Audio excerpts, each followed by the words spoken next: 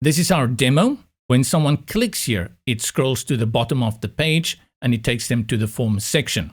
To do that, we go into our builder, go to the bottom, and we give this section a name from which we can identify it easily. I usually do that just for my own reference. Go to Settings, Styling, and then under Advanced, we give it a name. I'll call this Contact. Just type in small little letters, nothing fancy. Usually try and keep it to one word. That's not even necessary in this case, but I like to give it a name.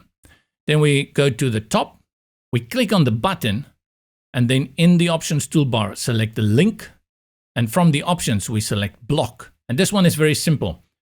Scroll to the bottom until you see the thumbnail for the contact section and select it, and you will also see that the name Contact appears there. That's it. You've linked these two. When people click on it, it will take them to the bottom.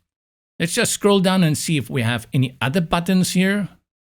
Nope, we don't have any other buttons except this one, which is linked to the form. Update the page. We go test it on the front end, Control-Shift-P, Command-Shift-P.